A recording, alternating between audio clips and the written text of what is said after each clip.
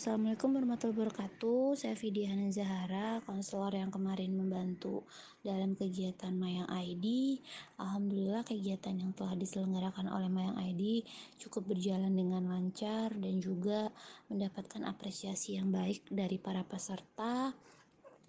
Terkait kegiatan ini, kegiatannya menurut saya sangat bagus ya dan bisa memberikan edukasi bagi para peserta yang membutuhkan. Mereka bisa diberikan kesempatan untuk bicara dengan psikolog, mendapatkan motivasi, mendapatkan solusi juga mungkin gitu ya. Jadi menurut saya kegiatan ini sangat baik dan akan lebih baik lagi kalau tetap diselenggarakan sesuai dengan jadwal-jadwal yang telah ditetapkan.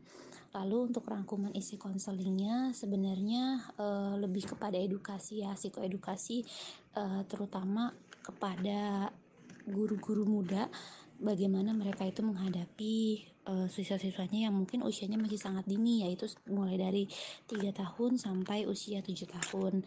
Nah, dari konseling yang kami selenggarakan bersama, akhirnya mereka mendapatkan insight kalau ternyata anak usia 3 tahun itu belum bisa dipaksakan untuk belajar berhitung atau membaca huruf hijaya dengan baik gitu, karena memang tingkat perkembangan kognitifnya belum cukup matang gitu.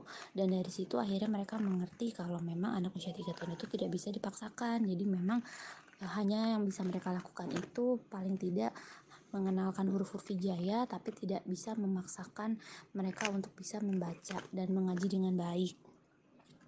Semoga ini bisa menjadikan pelajaran dan motivasi bersama dan menambahkan tingkat kesadaran atau awareness kalau tidak boleh ada paksaan untuk anak usia terlalu dini untuk belajar dan mengenal membaca, sudah harus bisa membaca huruf hijaya dengan baik karena mereka masih dalam tahap pengenalan dan eksplorasi lingkungan.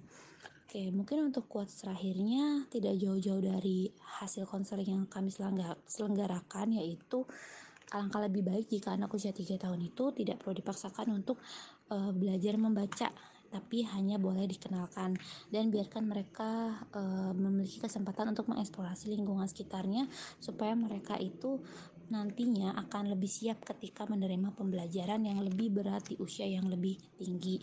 Mungkin sekian penjelasan dari saya, testimoni dari saya, semoga bisa membantu dan bisa membuat kegiatan ini semakin berjalan lebih baik untuk kedepannya. Assalamualaikum. Untuk kegiatan pada hari ini ya, kegiatan konseling sih lebih tepatnya. Kegiatan konseling mental health ini bagus ya, karena apa ya, ngasih wadah buat teman-teman di luar yang mereka tuh butuh tempat cerita tapi mereka nggak ngerti harus kemana gitu.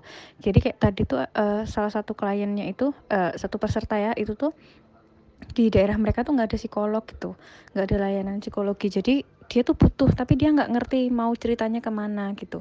Nah, dengan adanya konseling gratis ini tuh jadi dia jadi ini apa namanya, bisa cerita ke psikolog gitu.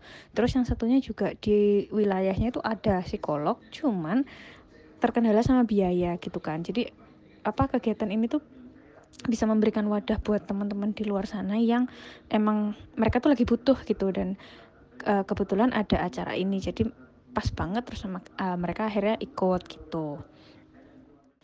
Terus yang kedua, rangkuman kegiatan apa namanya, isi konselingnya ya, itu jadi hari ini itu pesertanya itu sama-sama latar belakangnya itu anak yang kuliah di jurusan bahasa Arab, yang satu pendidikan, yang satu sastra.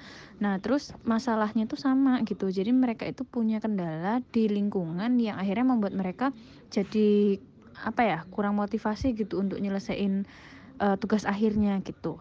Nah, terus rangkuman yang bisa kita ambil dari apa konseling pada hari ini itu uh, ini ya, untuk mencari motivasi diri sendiri gitu.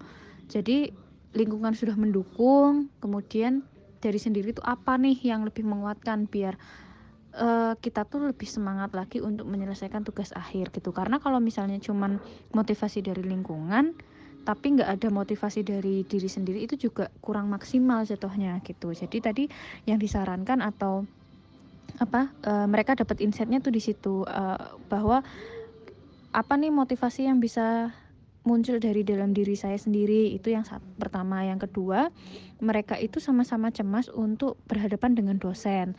Nah, itu kan hal yang wajar ya yang dialami sama setiap mahasiswa.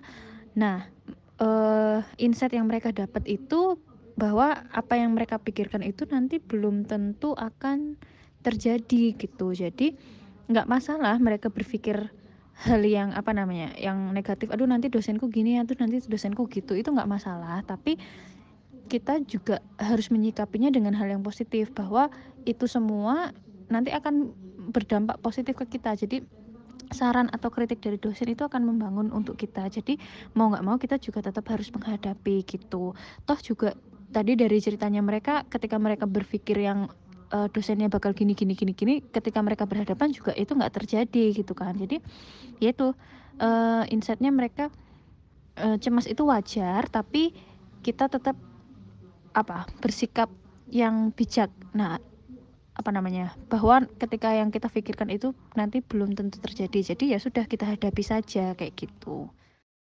Hai, aku Bella, salah satu mentor dari Mayang ID. Aku mau ngucapin terima kasih banyak karena sudah mengizinkan aku dan percaya untuk bisa terus berkolaborasi dengan Mayang ID, khususnya di event kemarin. Kita salah satunya mengadakan sebuah counseling session, dan terima kasih buat teman-teman yang juga sudah mendaftar dan akhirnya ketemu sama aku. Semoga semangat terus ya untuk bisa menghadapi tantangan hidup dan juga bisa menjadi the best version of yourself.